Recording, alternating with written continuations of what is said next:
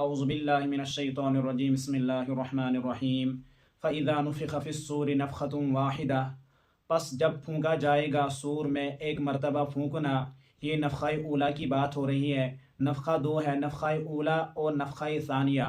نفخہ اولا جو ہے اس کو نفخہ صعیق بھی کہا جاتا ہے، یعنی جس کا مطلب یہ ہے کہ جس دن نفخہ پھونکا جائے گا، حضرت اسرافیل علیہ السلام نفخہ پھونکیں گے تو آسمان کے فرشتے، دنیا کے انسان، جانور اس سے بے ہوش ہو جائیں گے. یہ نفخہ ایک آواز ہے، مسلسل آواز رہے گی اور اس سے تمام مخلوقات بے ہوش ہو جائیں گے اور اسی کے ساتھ تمام مر جائیں گے.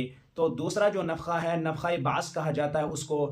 تو جب نفخہ بعث پھونکا جائے گا تو تمام مردے زندہ ہو جائے گی اور اس دن قیامت قائم ہوگی. وہی فرمایا جا رہا ہے وَحُمِلَتِ الْأَرْضُ وَالْجِبَالُ فَدُكَّتَا دَكَّةً وَاحِدَةً، اور زمین کو اٹھایا جائے گا اور پہاڑوں کو، یہ جو آپ زمین دیکھ رہے ہو، یہ جو آپ پہاڑ دیکھ رہے ہو مضبوط پہاڑ، ان کو اٹھایا جائے گا. فدکتا، تو دونوں کو توڑا جائے گا، کوٹا جائے گا. دکتم واحدہ، ایک مرتبہ کوٹنا، ایک مرتبہ توڑنا. فیومئذ وقعت الواقعہ، پس اس دن واقع ہونے والی واقع ہو جائے گی. یعنی کیا واقع ہو جائے گی؟ قیامت واقع ہو جائے گی. وانشقت السماء فہی یومئذ واہیہ، اور آسمان پھٹ جائے گا.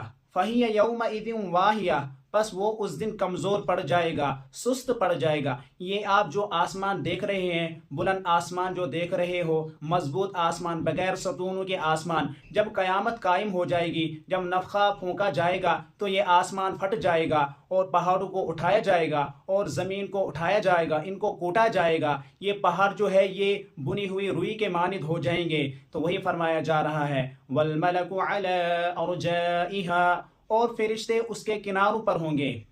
وَيَحْمِلُ عَرْشَ رَبِّكَ فَوْقَهُمْ يَوْمَئِذٍ ثَمَانِيَةٌ، وہ اٹھائیں گے عرش کو، اپنے رب کے عرش کو.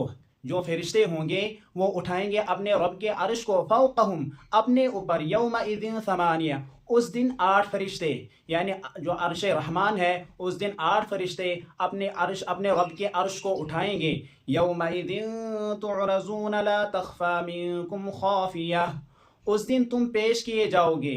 لا تخفا منکم، نہیں چھپ سکے گی تم سے. خافیہ، کوئی راز. یعنی کہنے کا مطلب یہی ہے کہ اس دن کوئی نہیں چھپ سکے گا. اگر دنیا میں ہم دیکھیں گے تو ہم گھر میں چھپ سکتے ہیں، ہم درختوں کے پیچھے چھپ سکتے ہیں، ہم غاروں میں چھپ سکتے ہیں، لیکن قیامت جب قائم ہو جائے گی، یہ زمین ہموار ہو جائے گی، اس میں کوئی درخت موجود نہیں ہوگا. وہی فرمایا جا اب اس دن کوئی چھپنے کی جگہ نہیں ہوگی. فَأَمَّا مَنْ